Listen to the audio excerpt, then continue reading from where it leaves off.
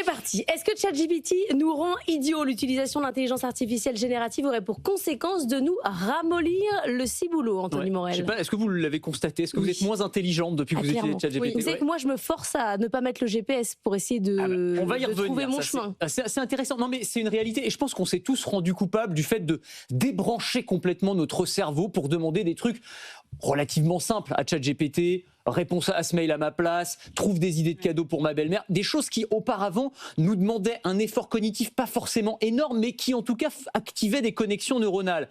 Et ben maintenant, c'est vrai que la machine le fait vraiment très très bien pour nous, et donc on a tendance à déléguer. Et c'est ce que montre une étude qui a été publiée par des chercheurs du MIT sur, en gros, l'idée que ChatGPT nous rend stupides. Alors je brosse à grands traits leurs conclusions, hein, mais c'est un petit peu ça. En gros, ils ont demandé à 3 groupes de personnes de rédiger une rédaction. Le premier groupe avait accès à ChatGPT, le deuxième groupe avait accès à Google et le troisième groupe, juste leur cerveau. Et ce dont on se rend compte, eh bien, c'est que le groupe qui n'utilise que son cerveau, eh bien, les connexions neuronales se font de manière beaucoup plus naturelle. Ce qui semble assez logique quand on leur demande d'expliquer ce qu'ils ont écrit, de citer leur texte, ils sont beaucoup plus performants que ceux qui ont utilisé ChatGPT. Et ce qui est très intéressant, c'est que lorsqu'on demande à ceux qui ont utilisé ChatGPT quelques jours plus tard de rédiger à nouveau une rédaction, mais sans utiliser ChatGPT, eh ben là, ils sont perdus. Ça fonctionne beaucoup moins bien. Donc on a perdu quelque chose, c'est ça qui est assez intéressant. L'IA nous met dans un confort tel bien que notre cerveau effectivement se ramollit un peu. Alors l'étude n'est pas parfaite, c'est sur un petit échantillon, il faudra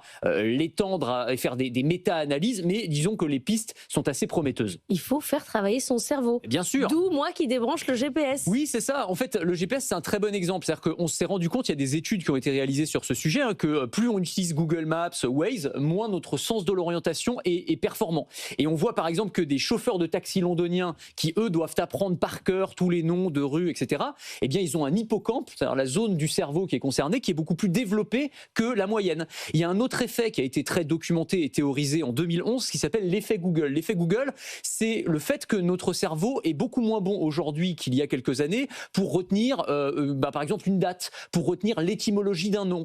Pourquoi? Eh bien, parce qu'en fait, on se souvient de la manière d'accéder à une information plus que de l'information elle-même. C'est-à-dire qu'en fait, le chemin est important. C'est ça, le chemin est important.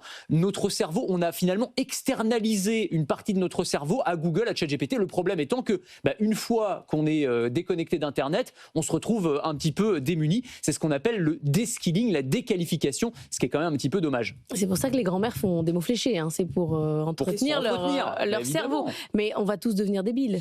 Peut-être. Alors c'est une possibilité. Alors j'ai demandé, au risque de me ramollir encore un peu plus le cerveau, à ChatGPT. Voilà, comment faire pour ne pas devenir débile. Alors, ce qu'il m'explique, c'est qu'il faut résister à la tentation du tout assisté, par exemple en calculant de tête quand c'est possible, peut-être en faisant des mots fléchés également, en mémorisant volontairement certaines infos, et surtout en utilisant ChatGPT, non pas comme une anti-sèche ultime, mais plutôt comme un sparring partner, c'est-à-dire en ayant une sorte de discussion avec lui, en le challengeant et en le laissant vous challenger, plutôt qu'en lui demandant « fais-moi un truc » et le reprendre tout cuit dans le bec, si l'on peut dire. Mais voilà, la tentation est grande quand on manque de temps souvent et qu'on a un truc à rendre, d'utiliser ChatGPT et de lui demander de faire le boulot à sa place. Ça, c'est une réalité aussi. Faites travailler votre cerveau. Merci Anthony Morel.